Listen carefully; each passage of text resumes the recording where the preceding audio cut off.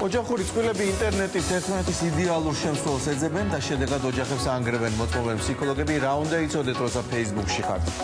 ერთი თვე ახალი საბანკო რეგულაციების შემოღებიდან რა შეიცვალა? არის თუ არა დღეს მომხმარებელი მეტად დაცული?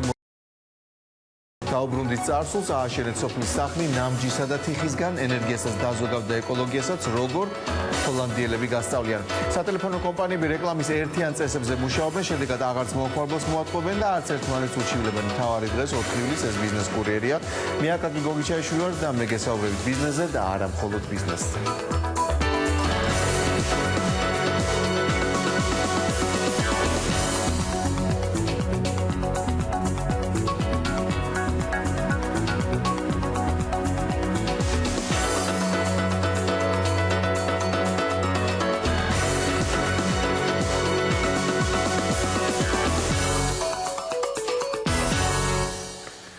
მოგესალმებით ყველას, რუსთავი ორზეც და რადიო ფორტუნაზეც და თავიდანვე თქვენთვის სასიამოვნო ინფორმაციით დავიწყებ. ბენზინი დღეს 5 თეთრით გაიაფთა. ძირითად პროდუქტებზე ფასი რომ პეტროლმა, ლუკოილმა და ვისოლმა შეამცირეს. ძველი ფასები მხოლოდ რამდენიმე პროდუქტზეა დარჩენილი.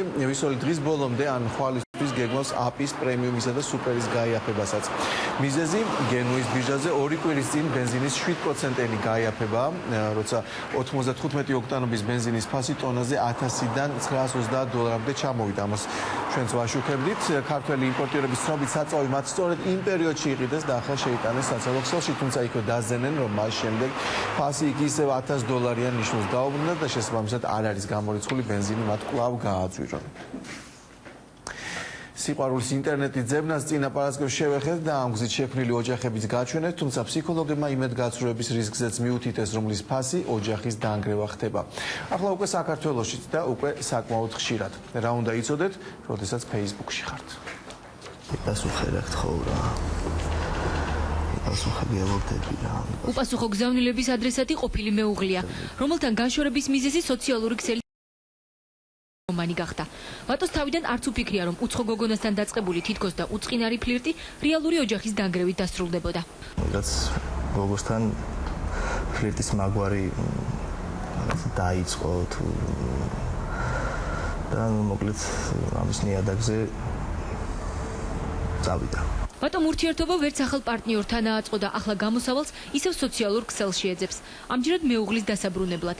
საყვარელ ქალს ყოველდღე უამრავ ელექტრონულ ბარათს უგზავნის და უწინდებურად იმ ბარში ელოდება, სადაც წლების წინ ერთმანეთი გაიცნეს.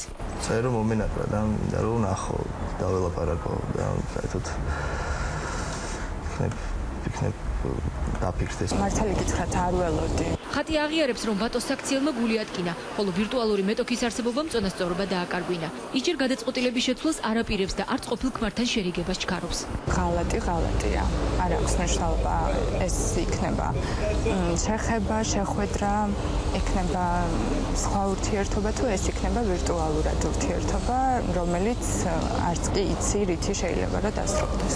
არ არსებობს სტატისტიკა, რამდენი ოჯახი ინგრევა სოციალური ქსელების წყალობით, მაგრამ ფსიქოლოგების დაკვირვებით, ახალ სასიყვარულო ურთიერთობებში უმეტესად დაქორწინებული ახალგაზრდები ებმებიან. დღეს წყვილების სქესის და მიუხედავად ცდილობენ ურთიერთობაში პრობლემების კომპენსირებას აი ამ სოციალური ქსელების მეშვეობით გაჩენილი ახალი ურთიერთობების ხარჯზე. როდესაც ადამიანები არ არიან პირისპირ კონტაქტში, ამ დროს გაცილებით უფრო მარტივია წარმოაჩინო საკუთარი იდეალური მე უფრო მეტად ვიდრე რეალური მე. იმისთვის, რომ პარტნიორს გული არ ატკინო, საუკეთესო გამოსავალი ახლის დაწყებამდე ძველი ურთიერთობების გადაფასება და მოსალოდნელ შედეგებზე დაფიქრებაა.